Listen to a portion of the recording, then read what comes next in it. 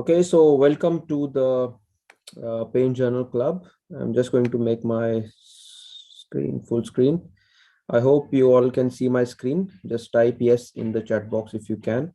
So this is the 49th Pain Journal Club, and we are going to discuss a very important topic today, which is cervical facet joint pain interventions. And great, thank you, Dr. Akhil, Dr. Dipanjali. So we're going to begin now with this topic. As is customary, I'll just give you a brief introduction about the pain school.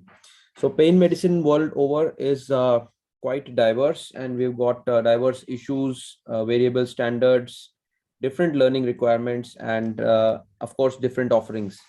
So money and time are two very important factors which prevent physicians from understanding, learning, and practicing this beautiful branch.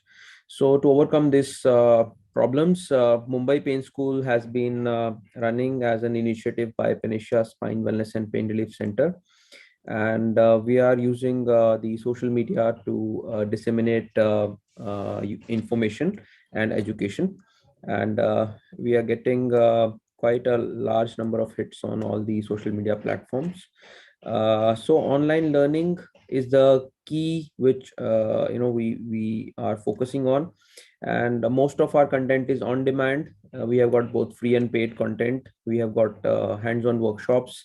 We have already conducted 2 workshops in the past in 6 months, and now we're going to conduct the next one in March as well. So we are very fortunate to have expert faculty from all over the world. It is said that the best teachers, they teach from the heart and not from the book. Before we go ahead, let's see what's a journal club. It's nothing, it's just a club.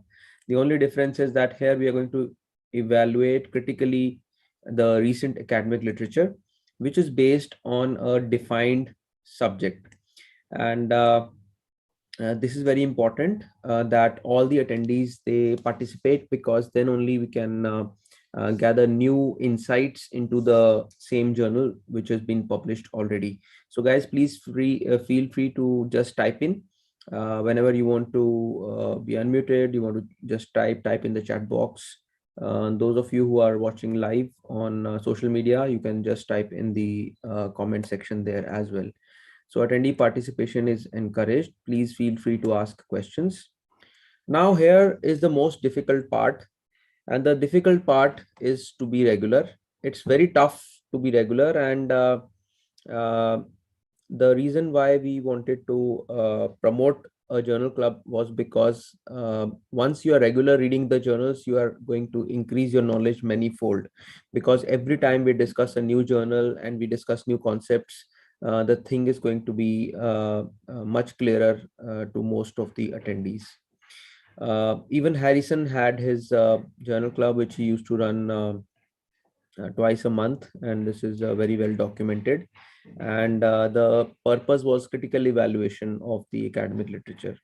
So time and discipline are very important. So we'll try to stick to our timelines, and healthy skepticism or praise is welcome. Please, you're most welcome to drop in your feedback as well.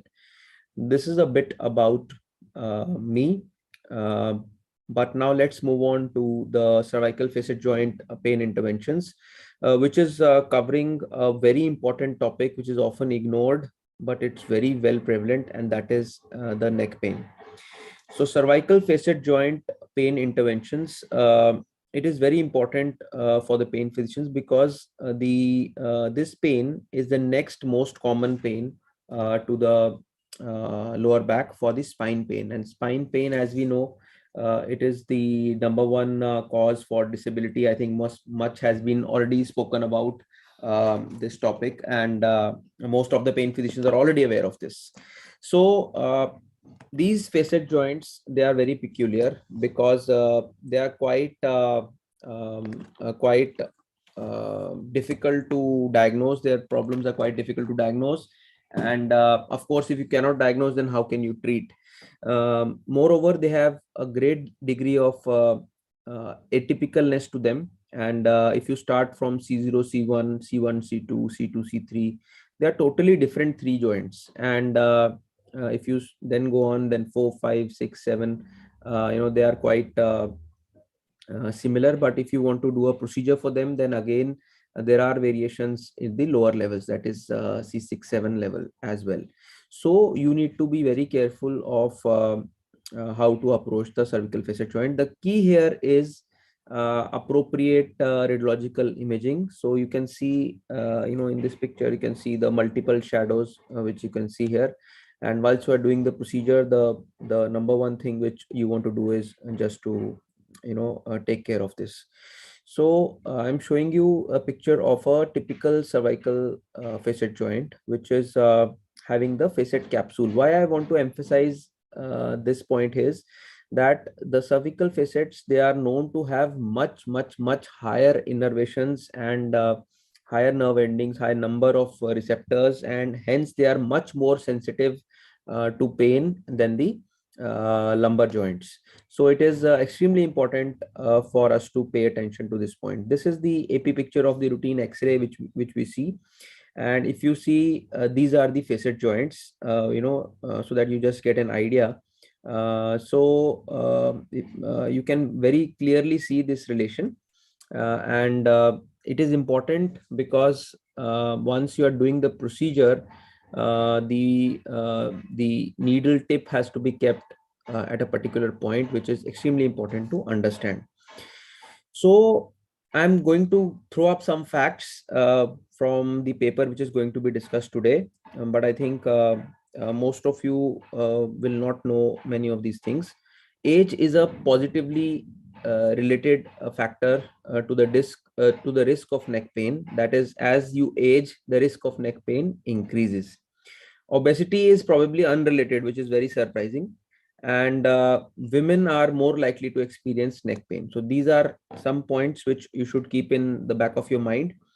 Atlantoaxial joint pain ranges from 16 to 60% in patients with suspected cervicogenic headache. So that's a quite high percentage. So don't be scared of diagnosing this as a potential causative factor for your cervicogenic headache. The cervical facet joints are considered to be primary source of pain in a large number of patients, that is 26 to 70% of patients with chronic neck pain. So it is extremely important that they are ruled out. They can be present in the absence of any cervical PIVD as well. So this is another key difference, if you compare it with the lumbar joint. And the C2, 3, and 5, 6 joints are the most common clinically implicated levels in neck pain. So the C2, 3, that is the same level, and C3, 4, and 5 are being the most radiologically affected. But there's a very poor correlation in the radiological and the clinical picture in cervical joints as well. Okay. So you all have seen these mapping pictures, and they have evolved greatly I think the best one which I could find was in today's paper, which Dr. Akhil is going to present. And this is the map.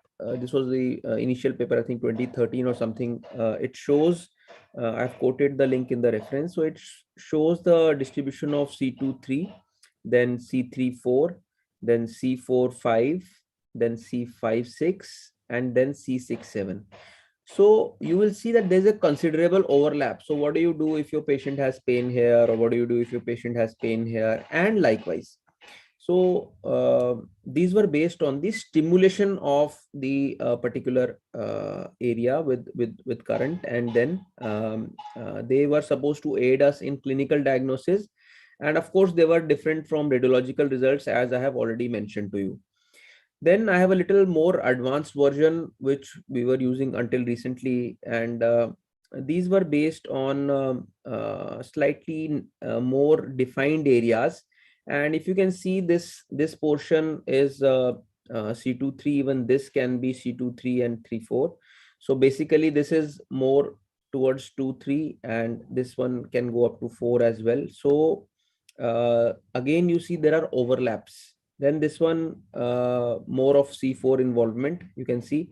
This one more of a C5 involvement. And if you see, C6 is either here or here. Okay. And C71, this is the region where, many times your patient will complain of the pain, and then you have to differentiate it from other differential diagnoses, which include the nerve entrapments or myofascial pain, or even the pain which is caused by the gastric symptoms. So this was the one which I absolutely loved, not only for their the color, but also for their specificity. So they have kind of even increased the definition, and they have taken the C0 C1 area. You can see this is the C12 area. Same corresponding lateral areas are seen more clearly. So you can see the most of the cervicogenic headaches, the C0 C1 is one of the common implicators. And if you see the other joints, they are also quite easily depicted, much better depicted in this picture, and they are much easier to remember as well. So you see the C71, it's quite clear, but C67, C56, there is an overlap. Then C45 and 34, again there's an overlap, and C23 is having an overlap with C34 as well. So depending on these pain patterns, you can understand that your diagnosis is going to always be a little be having a little bit of overlap. Now let's move on to the anatomy, which I want you to understand. And the key here is to avoid the complications, number one. Number two, to know where your nerves are located. So there are lots of papers which are already published. I'll just summarize the key points for you. So if you see the vertebral artery, it is going inside the foramen here, and that it is traveling inside each foramen. And now from here, it comes out from the C2 foramen, and then it has to arch over and then go inside to enter the brain. So this is the most commonly injured area if you are targeting a higher level of procedure. And if you are not very careful, you can injure the artery in the lower levels as well. Okay, so now let's talk about the medial branches. So the joint labeling I have already clarified. The first one is atlanto-occipital joint, second one is atlanto-axial. Then you have to see 2, 3, 3, 4, 4, 5, 5, 6, 6, 7, and 71 joints. Okay. And now let's see the dorsal ramus. So ventral ramus of C2, C3 is nothing but the lesser occipital nerve. The dorsal ramus of C1 is also called as a suboccipital nerve. The one for the C2 is called as the greater occipital nerve. And these three nerves are responsible together for a constellation of symptoms which must be identified and differentiated before you go for a definitive procedures. And now let's go on to a more typical form of facet joints, which is C23 facet joint. But here the key is that you need to ablate at multiple points, mostly the shaded region, which I am shading now. So as to have the maximum chance of catching these nerves. And C3 deep medial branch, you can see it's here. So it is at the junction of the joint. So I'll show you a picture for one of my patients in which I have done. So I have located my cooled RF tip here, and then moved it slightly anteriorly to give another lesion. So this is the C4 medial branch, which you can see is quite typical. So you can see this is this rhomboid, and it is almost at the middle point. Same for C5. Now, once you go to the C6, it starts moving towards the upper edge again. Okay. So if you are here and if you are doing a standard RF, there are chances that you might miss. Okay. And so this thing should be kept in mind. C7 is towards the upper margin, and you need to be absolutely towards the upper margin only. Okay. So these are in short the findings, and these are already documented in many of the papers. So these were the anatomical considerations. Now let's move on to the procedures. So the procedures can either be facet joint injections, which can be the injections inside the joints. So I don't perform these procedures, but many authors have performed them, and they have got variable levels of success. The key here is, in many cases, the injectate, it spills over, and also the medial branches are said to be more diagnostic if you are planning an RF. However, it is injection inside the joint is also practiced, and you'll find both USG and fluoro-guided injections. They are available in the literature. This picture is from Narose et al., and I've quoted the reference. And you can see that in ultrasound, you can just make a view wherein you can see many of the joints in one go. Just put in a needle here, then withdraw. You can go in the next joint, then withdraw. You can go in the next joint, withdraw. You can go in the posterior joint. And with one single needle, you can target multiple joints. Of course, it's better to confirm radiologically also if you want. You can just take a shoot. Now moving to the next procedure, which is extremely important to understand, that is the medial branch RFA. And it can be done, usually it is recommended to be carried out only after at least one positive procedure. And it can be done with a standard probe, or it can be done with a cooled probe. The orientation is different if you are going to do with a standard. So this is going to be your orientation. And that is, you come from posterior, and you just make your needle parallel to the nerve, so that you have a highest chances of hitting the maximum portion of the nerve.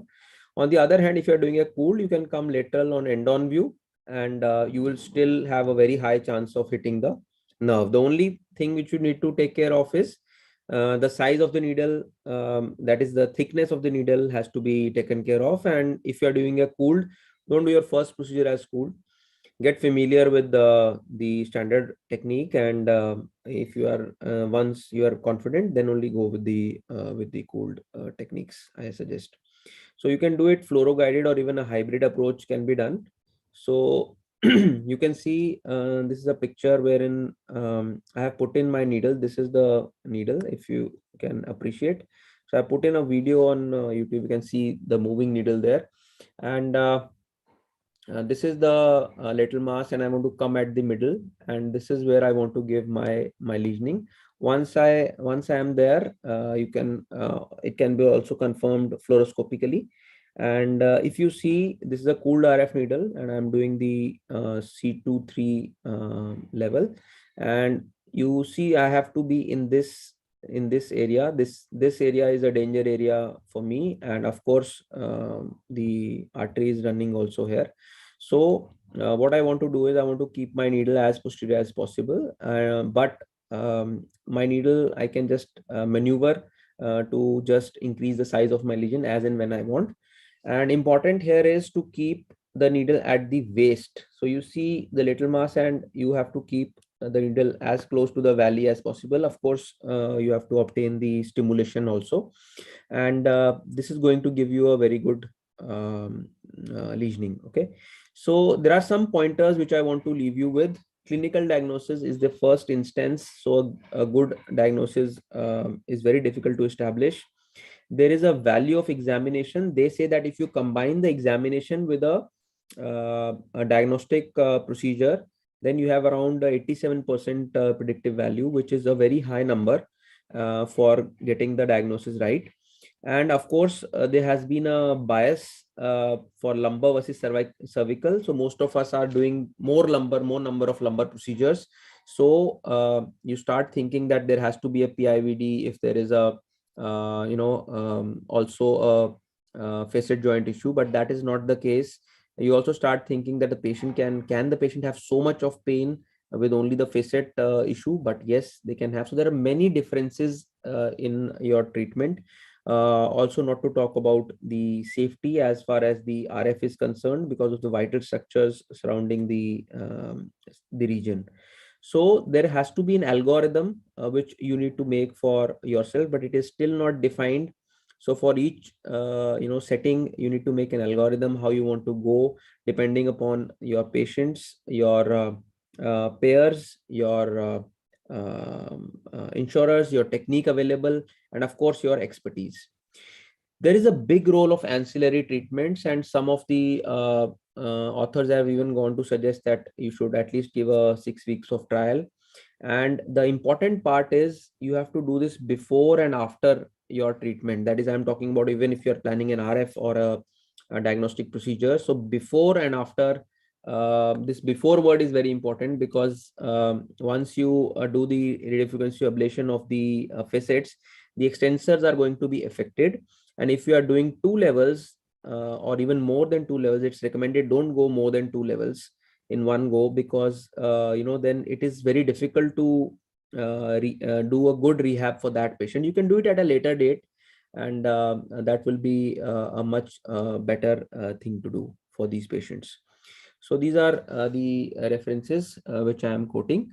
And now let's move on to introduce the faculty for today. So I have the pleasure of introducing Dr. Sanjog Mekewar. He's done his DNB and fellowship in pain medicine, and he's a consultant interventional spine and pain physician at Sahyadri, Sainath and AJCT Hospital in Pune. He's also a visiting consultant at BJ Medical College and Sassoon Hospital, Pune. And he's a director at Jivisha Pain Management Center at Pune. His area of interest is regenerative medicine and spine endoscopy. He's got many publications in national journals to his credit, and he's an avid traveler and explorer. So welcome, Dr. Sanjog. Thank you, sir. Thank you, sir. We can Okay. start. Yeah, so now let's move on to Dr. Akhil. So he's ready with his presentation. Dr. Akhil, you may now put on your CV slide so that I can introduce you, and then we can go on from there. So Dr. Akhil Bhalla has done his MD and fellowship in pain medicine from Patil University, and he's an assistant professor in Department of Anesthesia and Pain Management. He's the in charge of pain and palliative care at Adesh Medical College, Ambala. He's the founder and consultant at Pinnacle Advanced Pain Management. So over to you, Dr. Akhil, now. Thank you, sir. Good evening, everybody. So the topic, the article which we'll be discussing today is a consensus practice guidelines on interventions for cervical pain, facet joint pain from a multi-speciality international working group. So this was a special paper published in Regional Anesthesia and Pain Medicine 2022, and done by Robert Hurley et al. And it was done in Johns Hopkins School of Medicine, Pain Medicine Division of the Anesthesiology Department in Baltimore, USA. So as Sir has already touched up a bit about facet joints. The C2, C3 and C5, C6 joints are the most common clinically implicated levels. And with C23, C3, 4 and 4, 5 being the most radiologically effective. And the points at which the authors wanted to touch was the wide disparity in the reported prevalences have raised many questions regarding the use and accuracy of these the physical examination signs and for non-interventional diagnostic standards. Again, the poor correlation between the pathology of the facet joint on imaging and neck pain as seen clinically. Then the optimum number of blocks which should be performed before a cervical median branch radiofrequency ablation is contentious and inconsistent. So the aim of this guideline was to develop a pragmatic guideline which can be used to inform clinical care, improve the quality of research, and assist the payers with clinical practice pathways and authorization decisions. So coming to the methodology, it was to convene a multinational, multi-speciality cervical joint working group. And this was done by the AAPM and the ASRA-PM, that is American Academy of Pain Medicine and Academy of American Society of Regional Anesthesia and Pain Medicine. This was formulated in August 2020 with 15 stakeholder academies and societies involved, and 14 of them were actually involved. The Cervical Joint Working Group was charged with preparing the guidelines for the use of Atlanta-occipital, Atlanta-axial, the median branch facet joint blocks, and the median branch RFA. And this spanned the entire spectrum of care to include the patient selection, optimizing the accuracy, interpreting the results, and any risk mitigation which was done. The working group decided that more than 50% of the panel agreement was sufficient to report a recommendation, but only more than 75% agreement was required for consensus and consistent with the lumbar facet intervention guidelines historically which were given. And it was all done from PubMed, Embase, and Google Scholar, Scopus, and Cochrane. database.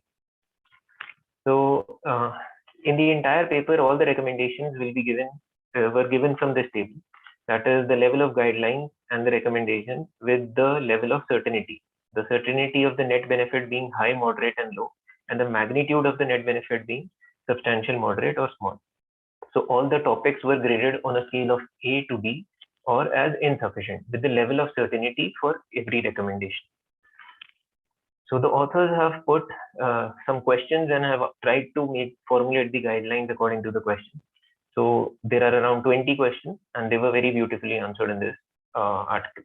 So the question 1, can history and physical examination be used to identify a painful atlanto-occipital or an atlanto-axial joint, or to select people for such prognostic blocks? So these are the referral patterns which have already been discussed by sir. And so the consensus before this, there was clinically seen that no pathognomonic historical signs or physical examinations that could reliably predict a response to the AA or AO joint blocks in the individuals with chronic neck pain. And these pains typically manifest in the C1, C2 region or the trigeminal nerve distribution, with the atlanto-axial pain having more reproducible and consistent symptoms than atlanto-occipital joint pain. And the authors concluded that history and physical examination cannot reliably identify the painful joints, but can guide injection decisions, and which could confirm these joints as pain generators. And again, this was given a grade C recommendation. Coming to question 2, can history and physical examination be used to identify a painful facet joint or to select people for prognostic blocks? So this referral pattern was discussed by sir. So it was seen that a history of whiplash and a presence of paraspinal tenderness in the muscles overlying the facet joint were associated with a positive response to facet joint intervention. These maneuvers associated with any radicular sign may be predictive of a negative diagnostic cervical medial branch block. There does not appear to be a difference between the psychological profiles of the patient who respond and do not respond to interventions targeting the innervation of the joint. So when selecting the blocks, the levels should be determined based on the clinical presentation of the patient. That is the tenderness and palpation and the pain referral patterns which are to be followed. And this was a grade C recommendation with a low level of certainty. Question 3, is there any correlation between the radiological findings and the prognostic block or RF outcomes? So the panel concluded that the current evidence is insufficient to assess the balance of harms and benefits of radiological imaging modalities for the diagnosis of facetogenic pain and as a prognostic indicator for the success of the blocks or RFA in cervical joints. This was a grade 1 recommendation. For the purpose of procedural planning, radiological imaging should be strongly considered when indicated, with a grade C recommendation. So clinically, these were the proposed protocols for identifying any painful cervical facet joint. These were given as 4 proposed protocols, and the first being range of motion of the cervical spine. So the measurement of the flexion, range of motion, and the extension in the sagittal plane, and the left and right lateral flexion and rotation, taken the patient with the patient seated, and any response was categorized above or no change in the baseline. Then the extension rotation testing, the patient are asked to be seated and fully extend their head, followed by rotation to both the sides.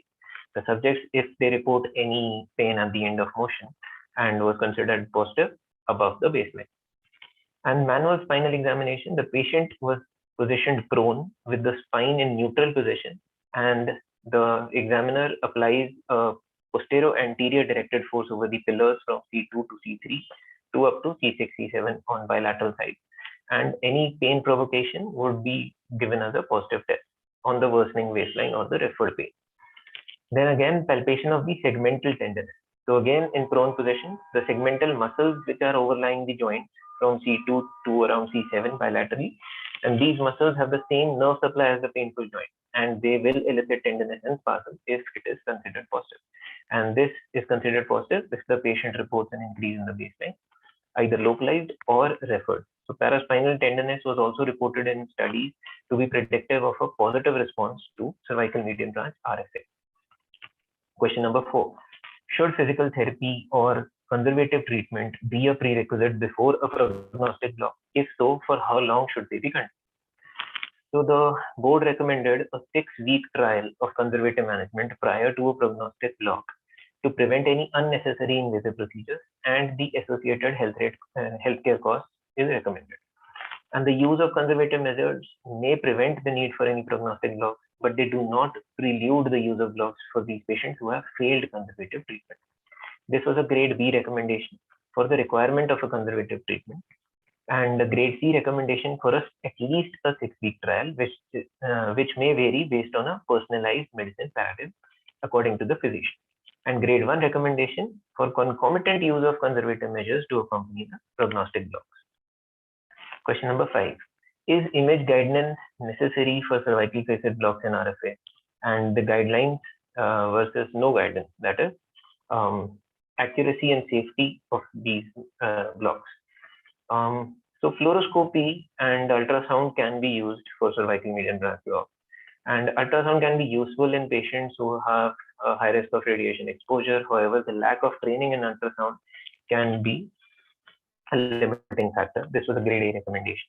In intra-articular joint, it was recommended the use of fluoroscopic imaging, and if compared from CT, definitely the radiation exposure increased. This was a grade C recommendation. For median branch blocks, fluoroscopy is recommended over CT, and because of the radiation exposure, this was a grade A recommendation with a high level of certainty, and grade B recommendation for the use of fluoroscopy instead of other imaging modalities. Question number 6. What is the optimal technique for injection into the AA and the AO joint? Should steroids be used? And what are the most common complications and how they can be minimized? So the regulations were given as image guidance and the patient positioning. Sir has already discussed the procedure. So the recommendations being that the pre-procedural advanced imaging of the spine with either a CT or an MRI should always be obtained prior to performing the injection to ascertain the pathology and help guide the needle trajectory. This was a grade C recommendation. When performing these joint injections, a posterior approach is recommended with the confirmation of the intra-articular spread using real-time fluoroscopy or DSA in both AP views and lateral views. This was a grade B recommendation. So there was insufficient evidence which the authors have found regarding the use of CT guidance or ultrasound guidance without fluoroscopy when performing in atlanto-occipital and atlanto-axial injection. This was a grade 1 recommendation. So if steroids are administered, less than 1 ml of non-particulate steroids to be administered intra-articular with a grade C recommendation. Question number 7. What is the most appropriate approach for cervical median branch block? What are the risks and benefits of the different approaches? So the fluoroscopy guided lateral approach for the third occipital nerve and C3 to C7 median branch block is recommended, but a fluoroscopy guided posterior or posterior oblique is recommended for the C8 median branch block. However, the physician comfort with these approaches and the unique anatomy in every patient should be the primary consideration, and it is up to the treating physician. Given the unique anatomy in each patient, the approach at a given level should ultimately be at the discretion of the treating physician. Needle size: a short 25 gauge needle to reduce the risk of arterial trauma or trespass into the dura or spinal canal when a lateral approach is used. Although again, physician judgment should be prioritized. Longer needle might be needed in obese patients. This was a grade 1 recommendation. Question number 8. What is the ideal volume for a prognostic median branch block and an intra-articular injection? So this was given as the factors which affect the injected spread and the rationale for considering the injected volume. So it was recommended that cervical median branch volumes be less than or equal to 0.3 ml. Though slightly higher volumes may be considered if the contrast spread fails to capture the most frequent patterns of median branch innervation. This was a grade C recommendation. For the intra-articular facet joint injections, a total volume not to exceed more than 1 ml, including the contrast injection, to prevent capsular rupture or an aberrant injected spread, as I had already told, and enhance the specificity of the block. So this is a grade C recommendation. Question number 9. Do intra-articular facet blocks or median branch blocks confer the therapeutic value? So there were recommendations against the routine use of any intra-articular injection. Although the authors do acknowledge that in patients of having a high risk of adverse consequences from RF procedures, that is young athletes or any older individuals with anticoagulants or with implantable cardiac devices in whom there is a great likelihood of strong likelihood of success, or patients who do not have readily available access to RF. So it may be reasonable to consider intra-articular joint injections with steroids, obviously non-particulate at C2, C3, in the hope of deriving immediate pain relief. So given the lack of the pathophysiological basis for a prolonged release and known risk of steroids, the routine use of steroids in cervical median block should be avoided. Question number 10. Should bilateral cervical median branch be performed during the same visit or even an RFA? Should the number of levels blocked or denervated be limited to a certain number? So this was given as the clinical anatomy and function of the cervical median branch nerves. So there was always indirect evidence which suggested that bilateral cervical median branch block, including the third occipital nerve, can be performed during the same visit. Although bilateral and multi-segment RFA have been described in literature, but it is recommended that performing them at separate visits to maximize patient safety. So there is very scant clinical evidence for treating multiple levels and lack of precision while performing more than 2 levels. Performing median branch at more than 2 levels simultaneously should be routinely avoided in the absence of a compelling clinical evidence. So again, it is up to the treating physician. And this was a grade C recommendation. Question number 11. Are the facet, the atlanto-occipital, atlanto-axial blocks diagnostic, prognostic, or both? This was given as a premise of cervical facet, atlanto-axial, and atlanto-occipital intervention. C3 through C8 median branch blocks meet most of the criteria as a diagnostic intervention for the cervical joint mediated pain, although the nerves that innervate these joints innervate other potential pain generating structures. So a technically sound intra-articular joint injection, theoretically they do meet criteria as a diagnostic intervention, although these are characterized by high technical failure rate. So the intra-articular injections are less predictive than median branch blocks for a successful median branch RFA for the C23 through C7T1. This was a grade C recommendation with a low certainty. Although accuracy could be improved with CT guidance or arthrography, but these tools are not well supported in many peer-reviewed investigations which were done previously. Intra-articular injections of the atlanto-occipital and the atlanto-axial joints with local anesthesia may be diagnostic and provide predictive information for intra-articular steroid injections. This was a grade C recommendation. Question number 12. What is the effect of sedation on the accuracy of the diagnostic or prognostic intra-articular facet joint blocks and median branch blocks? So this was given as arguments for and against sedation during the diagnostic block. So the recommendations being that cervical median branch blocks should be done without sedation, including the use of anxiolytics, any benzodiazepines, propofol, or etc., or analgesics. Even ketamine or opioid should be avoided, as there is evidence that these may increase the false positive rate. The patients in whom light sedation may be considered in such patients with pre-existing psychiatric conditions or patients with anxiety and post-traumatic stress disorder, and for procedures in which the blocks are expected to be particularly painful. This was a grade B recommendation. Question number 13. What should be the cutoff? The cutoff for the percentage relief. So this was one of the most difficult questions that the author had to answer. What was the cutoff for the percentage pain relief for designating the block as positive, and is there any benefit in using non-pain score outcome measures? So this was the basis for the guidelines and basis for recommendation, and the committee recommended that a pain relief of more than 50% reduction in pain to be considered as a positive prognostic block. So there are theoretical underpinnings that in younger individuals with whiplash injury and those having a C2, C3 or C3, 4 should have a higher cutoff for pain relief. Although deductive reasoning indicates that greater pain relief with median branch block should lead to greater pain relief after RF. However, the literature does not support this, and it was given a grade C recommendation. Again, non-pain measures such as activity level should not be used as the only criteria or the sole criteria to determine the success or the failure of a prognostic block, but they should be used in conjunction with the pain assessment with other pain assessment tools. This was a grade B recommendation. Question number 14. How many prognostic blocks should one perform before RFA? So this was again one of the most difficult questions and the recommendation for RFA. Although using dual branch blocks may increase the RF success rate, but again, the evidence is quite clear that with dual branch blocks, the result is a higher false negative procedure and decreased overall success rate. This was a grade B recommendation. Question 15. Should the electrodes be positioned in a certain orientation or location? If so, what is the orientation? And does it differ with a prior surgery or a previous spine surgery? So, sir has already discussed this. There are three possible approaches to target the median branch, and the common ones being the lateral and the posterior sagittal view, posterior sagittal approach. The posterior oblique approach is used for the C8 median branch block.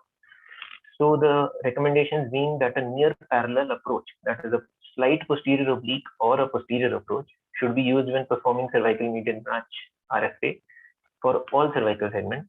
This recommendation included for both anterior operations and that is post-operative spine or non-operative spine, but does not apply to the adaptation of any other new electrode technology, such as cooled RF. And this was a grade B recommendation. For surgeries involving the articular pillars, and a modified approach, that is a posterior oblique approach, can be used with a greater angulation in the needle.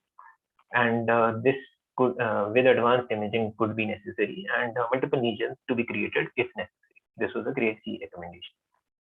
Question number 16.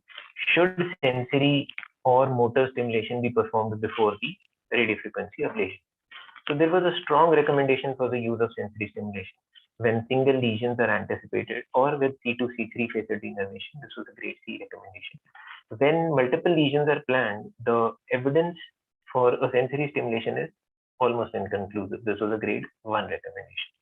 For motor stimulation, we find that it may be beneficial for both safety and the effectiveness purposes of the outcomes. This was a grade B recommendation. Question number 17. Is there any evidence for larger lesions to improve the outcome measures for radiofrequency ablation? If so, how can the lesion size be increased?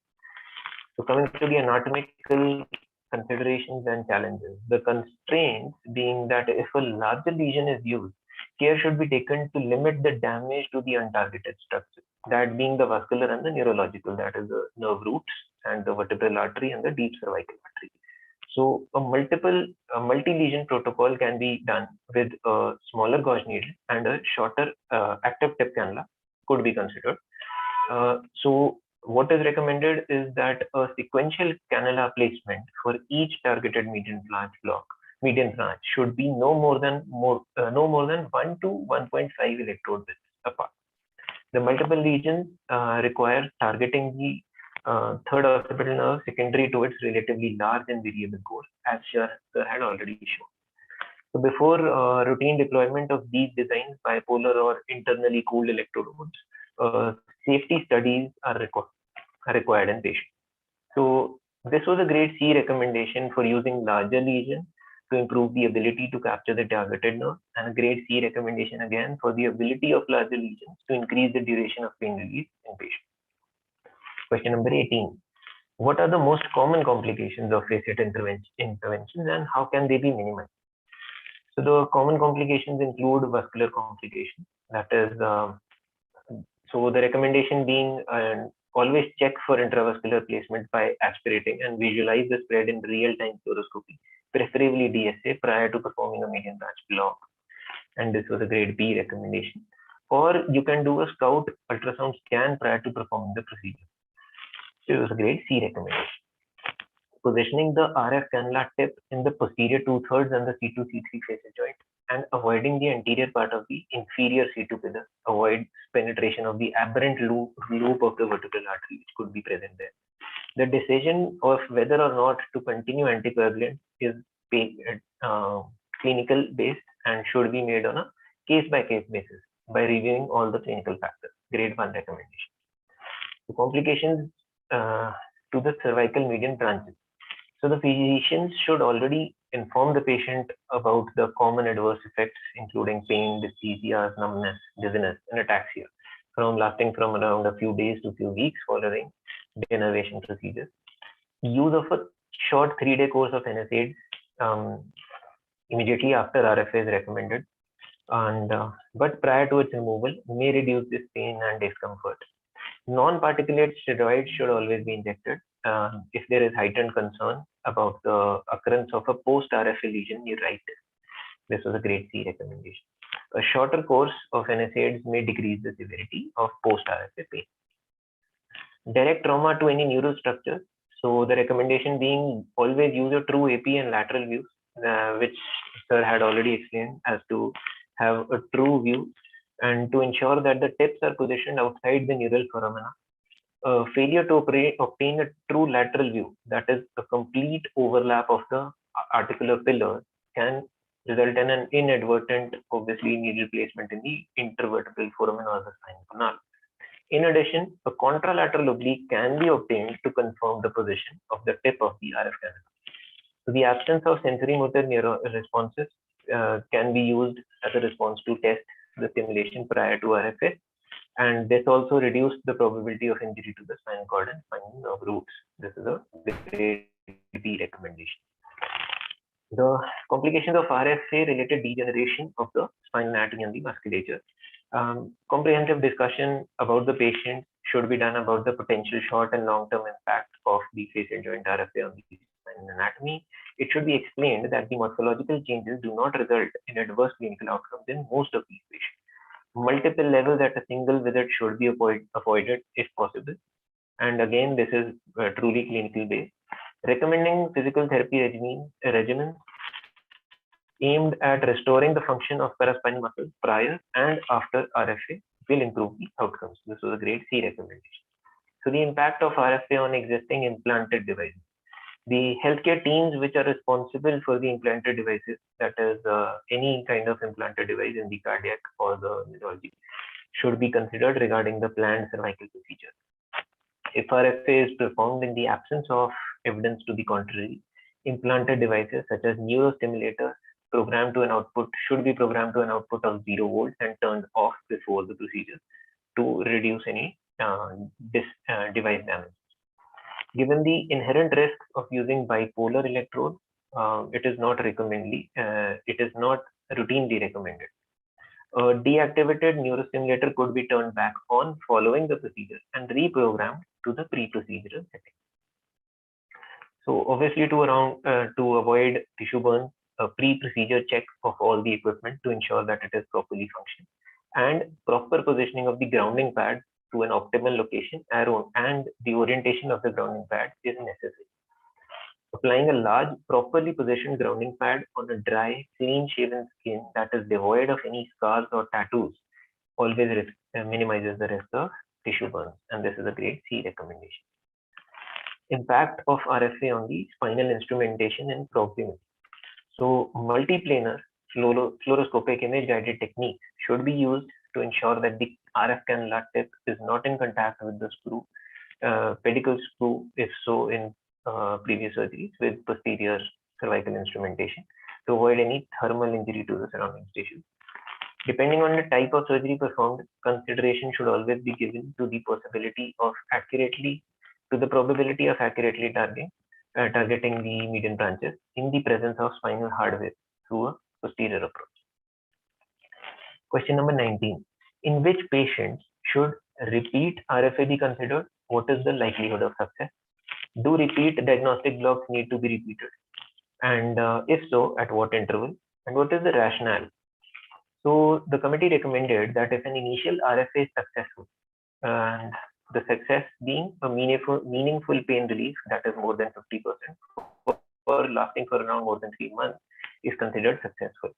Then a repeat RFA can be offered to patients who experience return of their cervical pain, assuming that the pain is similar in character and location to the initial pain.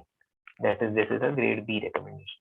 So given the mean duration of benefit and the drop-off in the success rate noted in many studies with repeat RFA, it is recommended by this society, by these guidelines, to repeat the procedure no more than 2 times a year. That is once in around 6 months. That is a grade B. Although there is a paucity of studies examining the medial branch RFA success rate after repeating these prognostic blocks. The higher success rates reported after empirically repeating RFA indicate that they are not necessary in most of these. That is a grade C recommendation. Question number 20. Should there be different standards in selecting patients for RFA in clinical trials and clinical practice? So the authors went on to define that there could be different standards for clinical practice and trials for some elements for selection and better performance in trials. So the differences being as such that the patient selection for medial branch block and medial branch RFA could differ. More non-pain secondary outcome measures for the clinical trials need to be done than in clinical practice, where we would rather focus on the pain associated secondary outcomes. The consideration for a requirement of DSA when evaluating the Atlanto-occipital and Atlanto-axial joint in the clinical trial, requiring a contralateral oblique approach to improve the precision in clinical trial, excluding the patients with implanted devices and the spinal hardware, evaluating the median branch RFA. This was seen in many of these studies, and excluding patients on anticoagulants in clinical trials to reduce risk and dropouts, which is totally based on a clinical analysis. So coming to the critical analysis of these guidelines, according to me, it was a very detailed, in-depth guideline, considering the highly heterogeneous standards which are available in many articles available on the cervical facet intervention. Now, that being said, there were many incongruities with the guidelines, and they included conscious and unconscious biases, variances in the background and the understanding of the procedure, and perhaps a better ability of the pain management physicians to select appropriate candidates and perform these complex procedures better than other physicians who are not who cannot select proper candidates for these procedures. The guidelines given by the authors are not stringent, and they allow for variations based on physician judgment. And this documented was supported but not officially endorsed by the ASA Society. So again, these guidelines are not formulated for to be stringently followed. Ever-emerging newer approaches to the cervical medial branch blocks, the RFAs, need better, more reformed clinical trials, with the focus being on a better selection criteria, procedural variations to be followed, and clinical outcome criteria to be improved. So the take-home message from this would be that evidence-based medicine or evidence-based pain medicine, as we do, should consider not only the best available research, but also take into account the clinical experience. These guidelines will serve as the greatest purpose for further research and help physicians take well-informed decisions in the future. Thank you. Thank you, Dr. Akhil. That was a very nice summary of this very big and comprehensive paper. So now over to you, Dr. Sanjog, for any discussions or if you want to add anything or any questions. First of all, very nice presentation, Dr. Akhil. It was 57, 58 pages article, and finishing it within 20-25 minutes is definitely a good task. So first of all, I want to say that these are very good recommendations, commenting on all the questions that come into the minds of pain physicians while doing these cervical interventions. So in wherever conferences we go, we have discussions over these points. So this is a very good clinical guide for the pain physicians, but these are not the standards. So we have to take the recommendations. We have to take what is good for you. Good in the sense good for you and good for the patient. You have to twist it according to the patient who is coming to you in your clinical practice. And a few points that I feel I should mention and focus, or so that because neck pain is a very difficult pain to treat. The correct diagnosis, it starts from the correct diagnosis causing the neck pain. it can, so whenever a patient comes to you with neck pain, just don't focus on neck pain. Try to identify the other structures which are around the neck also.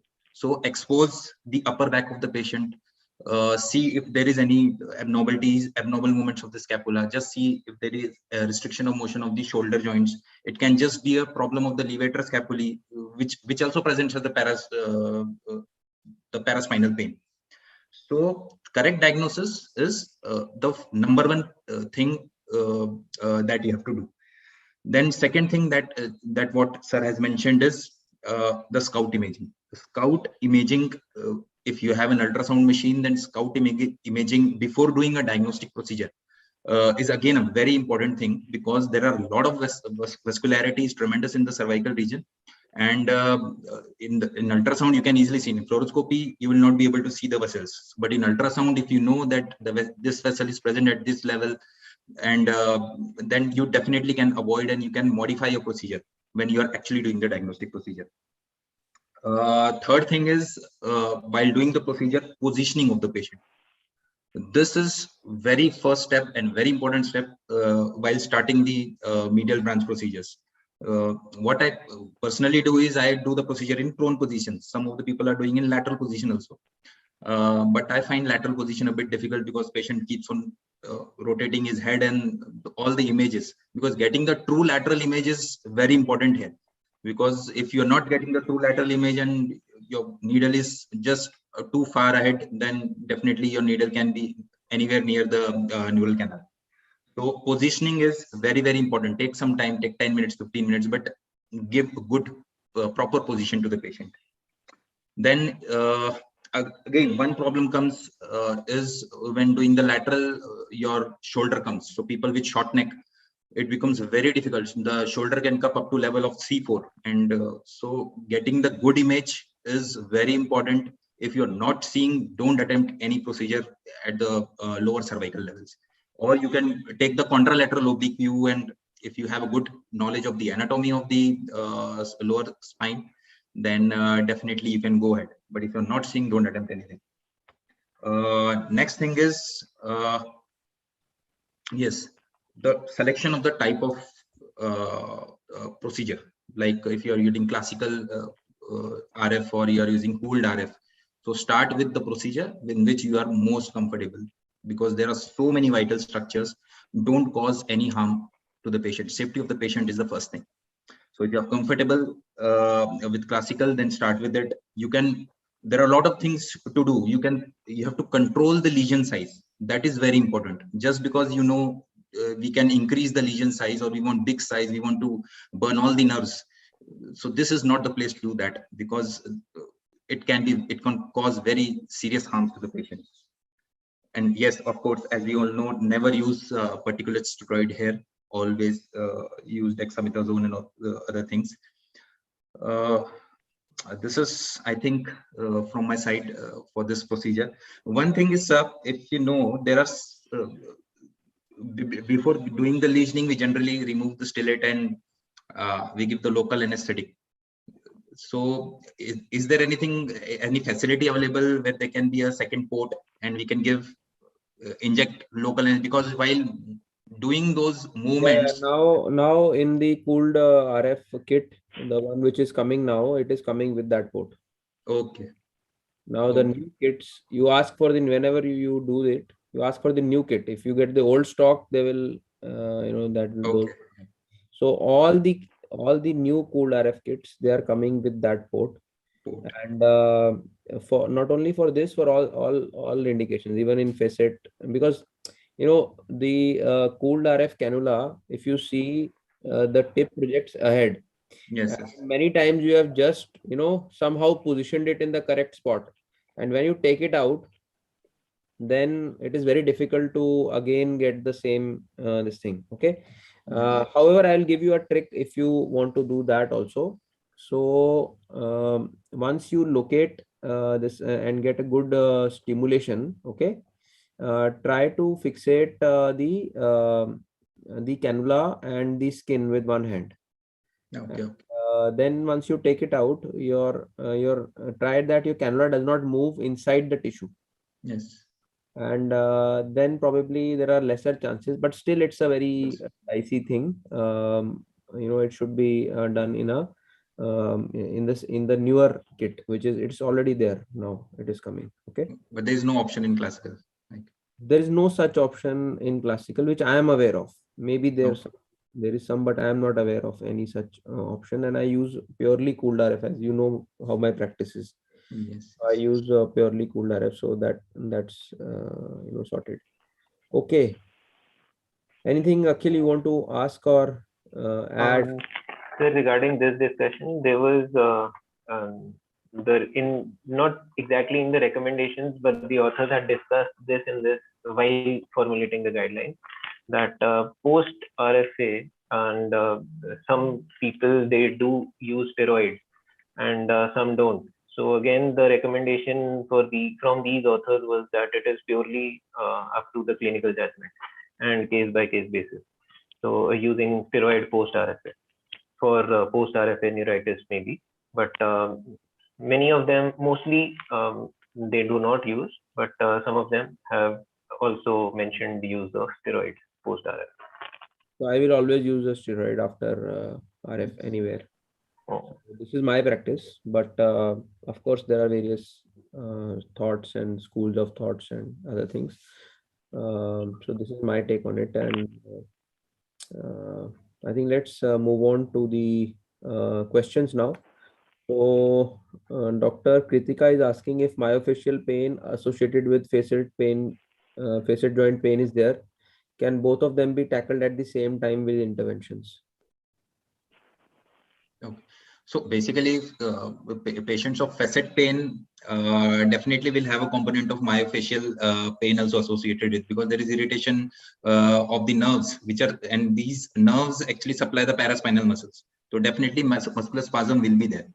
So that's why we generally try to give 4 to 6 weeks of conservative management to these patients, so that the muscular component of whatever muscular component is there, that is a bit controlled with these physiotherapy and the muscle relaxants.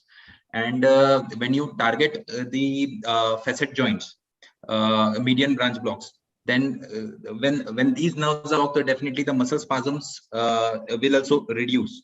So this is a comprehensive management. So conservative targeting then localizing the troublesome facets, and then targeting those facet joints.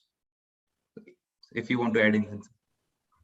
Yeah, so the key here is differentiating. Even after the good physio and other things, also there can be a component of myofascial pain. Now I'll tell you the ideal situation and the real situation. The ideal situation will be, your patient has failed 6 weeks, okay, and still he's very regular. He's not lost faith on you, because you have given him 2-3 times medications, and still he's coming. Let's imagine. Although this is also very difficult, but let us imagine you still get that patient, and after that, your patient, you tell him that okay, we'll do a trigger point injection with that an ultrasound guidance. Of course, it's a neck, so you don't want to go blind, so you want to do an ultrasound guided trigger point injection, and you do that procedure, and now either he will get relief or he'll not get relief. If he gets relief, okay, matter over, end of story. But if he doesn't get relief, or if he get temporary relief and then again he has a problem, now let us assume again that your patient is very nice and loyal to you, he will still come to you. So then in this case also, again you will try to do a procedure which will now be a diagnostic procedure, and then you will tell him that okay, now we'll do a diagnostic procedure which will cost X amount. And then again, if now the patient will, I assume that again he will agree because he's a good patient, and then you will do a diagnostic procedure, and then after that you will do a therapeutic procedure, and again he will ask you that whether there is chance of failure, and you will say, oh, there is a 70-80% chance of success, and let us assume he will still agree to give 30, 40, 50,000, whatever the kit cost is, and or maybe if you're doing a standard, at least the procedure cost is, and so that's the kind of thing which is theoretical. In real world, I think the more practical approach is to offer a combined procedure, and if you are going with the needle in your path, you can give the local wherever you are going. It's not a problem. It's hardly 3-4 centimeter deep tissue structure, 5 centimeters. That's the needle length which you are using, maybe 5 or 7.5 centimeter you are using. So this is a 3-4 centimeter deep or even lesser, and you are going to go through those muscles any which ways, especially if you are doing a standard RF and you are going posteriorly. So if somebody like me, I prefer cool nowadays. So if you are doing that, then probably you will not be able to give a local from that side. But then you already have done all the work beforehand, and you have. I think if you are doing a facet, post facet, you can also combine it with your this trigger point or whatever you want. Or I think your diagnosis, you should have faith in your diagnosis. And if the facet is primary, there will be some component of myofascial pain which will be there. So you can take care of it after the procedure also. The patient will be more likely to be responsive to your treatment. Okay. Because then you will have taken maybe 60% of his pain or 80% of his pain, and then the rest of it can be taken care of with the physical therapy.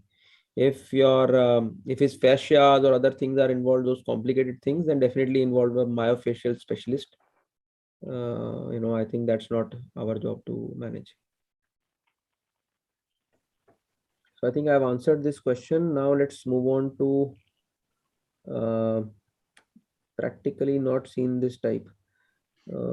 Okay, great. Yes, so practically it's very difficult to manage. That is what we are saying, that if there are multiple issues, it's very difficult to manage. So try to give a good conservative, aggressive conservative management. There's a difference between aggressive conservative management and conservative management.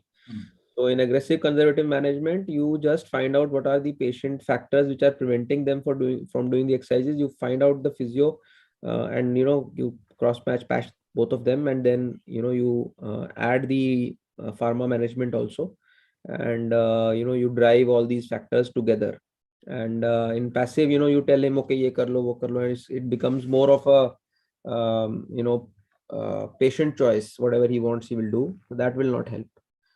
So I think that's what you should do. Okay, let us check for other questions. If there are any questions, we can take them now. Guys, please type the questions in the chat box. If anyone wants to share their experience, I can unmute you. You can just come on and share your experience. So you'll see more and more of pooled RF lesioning done now for cervical facets also. We recently did a couple of cases, and with very good results. So C23 level also. So I think that's something which is going to be the future, with much more predictable results for your patients. You do one, you succeed in one. You do two, you succeed in two. You do three, you succeed in three. You reach 10, you fail in one. That's okay. You do one, you fail in your first one. It's going to be quite difficult. So I think safety is of utmost importance, but also the second thing is you have to succeed in the results. Okay. So let's move to. I don't think so. There are any questions? Yeah, you can just scroll them if there are any questions. Meanwhile, I'll move on to the presentation to end the session. So guys, there's a very important announcement to be made. Dr. Sanjog, so should we move and end? Yes, sir. There are no questions. Okay, good.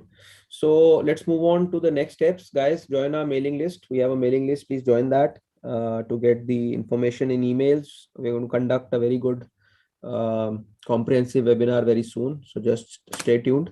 Then join the WhatsApp group. The link is in chat and email. Just put in your suggestions, comments to our Pain School email on mumbaiPainSchool@gmail.com.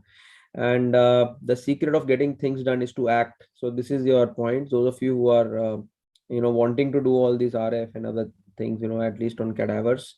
So here's your chance. So we are hosting our third workshop in the last 6 months, which is going to be the hands-on MIPCs on 25th, 26th, and 27th March. So please join us. Block your dates. I'll be putting up with the registration information very soon. So stay tuned as we finalize the program in a couple of days, and we'll put up the information very soon.